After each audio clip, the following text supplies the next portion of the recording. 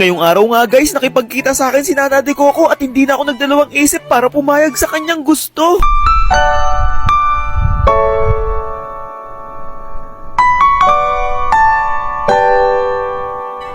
Pagkagising ko kasi kaninang umaga guys, tamad na tamad ako bumangon, pero nung nakita kong nag-chat siya, nanlaki ang aking mga mata at halos maglipara ng aking mga muta. Nag-good morning kasi siya sa akin pero hindi ko muna masyadong pinansin. Nung naglaro na ako ng ML, dun na siya nag-aya para gumala. Ang gusto niya daw dun kami sa Tagaytay. Grabe, napaka-romantic nun. Kaya kung mapapansin nyo, kinikilig ako hanggang sa ngayon. Buti na lang classic lang tong niraralo ko. Minsan lang tong gantong pagkakataon kaya hindi na ako dapat magpaligoy-ligoy pa. Ang sabi ko sa kanya, tara ako'y sasama. Naligo nga agad ako guys at nag-toothbrush, baka kasi maamoy niya ang aking hininga. Sa loob ng 50 seconds natapos agad maligo ang bida. Kung makikita nyo sa mukha ko guys, parang hindi ako nasasabik makipagkita sa kanya, no? Akala nyo lang yun pero tumitibok na ang aking Boracay. Sana kami magkikita guys eh. Bale, ito nga palang motor kong si Moscube ang aking gagamitin patungo sa lugar na aming pagkikitaan. Siguro mga ilang oras din ang aking biyabiyahiin para makarating sa aking paroroonan. Pero di bale na kung siya naman ang aking dadatnan. Habang binabaybay ko ang daanan, napakaganda ng mga tanawin dito sa Tagaytay. Sulit na sulit para sa mga magjojowa, pero pag single ka para kang kawawa. At ayun na nga guys, nang makarating na ako, naghanap agad ako ng mapagpupwestuhan namin para sa pag-uusap ng masinsinan. Tingnan nyo naman, napakasulit dito, talagang matutuwa kayo sa kalikasan. Sa pagkakataon nga pala na yan guys, sobrang tagal ko nang nag-aantay pero makikita nyo pa rin yung bakas ng ngiti sa aking mukha. Naiinip man ako pero hindi nakakainis kasi ganito ba naman ang aking nakikita. Nung dumating ako dito sa Tagaytay guys, 10 AM pero alauna na ng hapon, wala pa rin siya. Kung susumain, 3 oras na ako nag-aantay sa kanya. Gusto ko na nga sana umorder ng food namin guys kasi napakasarap ng bulalo dito, promise. Kaso nga lang baka lumamig yung sabaw kasi nga wala pa rin siya hanggang ngayon. Pero nagtiyaga pa rin ako sa pag-aantay, baka kasi ako na traffic lang yun. Inaalok na nga ako dito ng waiter kung gusto ko daw ba ng drinks pero sabi ko no. Sabay kaming kakain ng crush ko bro. Nagdaan pa ang mga ilang oras guys at hindi ko na maiwasang mabugnot. Mga alas 4 na yata ng hapon to at unti-unti na ako nakakaramdam ng lungkot. Pagpatak ng alas 5 ng hapon, biglang may dumating na babae at tinitiyak kong siya na to. Kanina ka pa?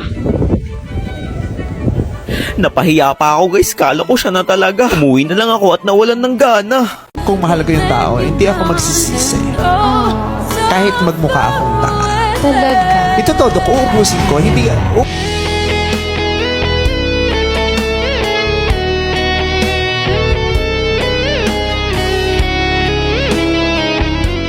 Ay, hindi na pa ako nandito sa labas. Wala naman ako in-order boss ah. Ay, delivery ka nga. Habang nasa kalagitnaan ako ng pag-ML dito guys, may tawag ng tawag sa akin. Noong una hindi ko muna masyadong pinapansin, baka kasi kako nantitrip lang to. Sa kada tumatawag siya guys, pindot lang ako ng pindot ng end call para hindi mangulit. Pero ayaw talaga tumigil kaya labis akong nabusit. Sabi ko sa isip-isip ko, isa pang tawag nito sa akin, ako na mismo yung magmi-miss call pabalik sa kanya. Nang hindi ako makapagtimpi, nawalan na ako ng gana at inasikaso ko na kaagad tong kanina pang nangungulit. Subalit bigla na lang ako kinabahan nung marinig ko yung boses niya, galit na galit. Hello po. Hello. Sino po to? Sir, kayo ba si Jake? Apo, ako po. Ay, delivery ka. Kanina ka pa hindi ko sasagot. Kaya na naman eh. Kaya na ba, sir? Ay, kanina pa po kayo dyan? Ay, hindi na pa ako nandito sa labas. Wala naman ako in-order, boss ah. Ay, delivery ka nga. Wala ka namang babayaran eh.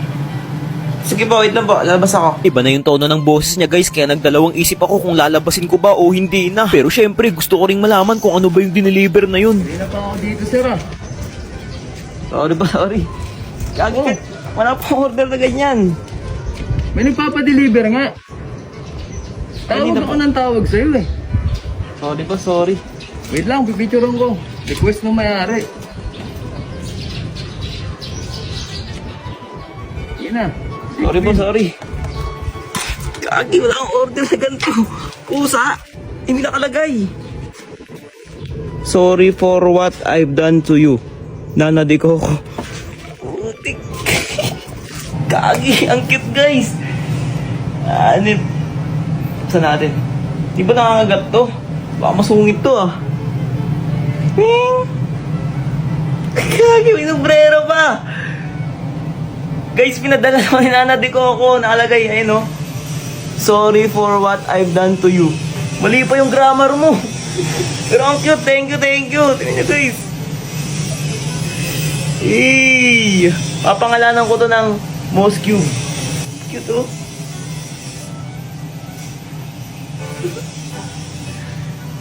Ngayong araw guys, napakasaya ko kasi meron akong natuklasan na labis kong ikinatuwa. Naisipan ko kasing mag-open ng ML guys, tapos bumungad agad sa akin yung account ni Nana De Coco, kaya agad kong tinignan ito. Nanlaki na lang ang aking mga mata kasi hindi na si Wanna Play yung album niya. Muli ako nabuhayan at nagkaroon ng malaking pag-asa. Dahil doon nagpaluto ako ng kakanin kila mama. Tapos na ang kakanin. Oo, kung iisipin nyo, napaka-OA ko para paghandaan pa yung mga ganitong bagay. Pero para sa akin, mas okay na yung nagdiriwang kaysa maging matamlay. Napakaswerte ko kasi nagkaroon ako ng magulang na ganito. Lahat ng aking gusto ay kanilang suportado. Napag-usapan na nga rin pala namin guys yung mga nangyari sa akin nitong mga nakaraan. Paiyak-iyak pa ako no? Pero ngayon amin na lang pinagtatawanan. Napagdesisyonan ko na rin tanggalin itong aking naging sandalan nung ako'y panahong nasa kalungkutan. Medyo lanta na rin kasi kaya hindi na ito mapapakinabangan. Sa totoo lang, nahirapan akong tanggalin ito sa kanyang kinalalagyan. Sobrang hirap niyang alisin kaya ginawan ko na lang ng paraan. Pagtapos nun, napagod ako ng husto kaya umorder ako ng isang tab ng pansit. Napakakunti lang yan pero yung lasa niya sulit na sulit. Syempre bago ako kumain, pumikit lang ako saglit. Unang first bite,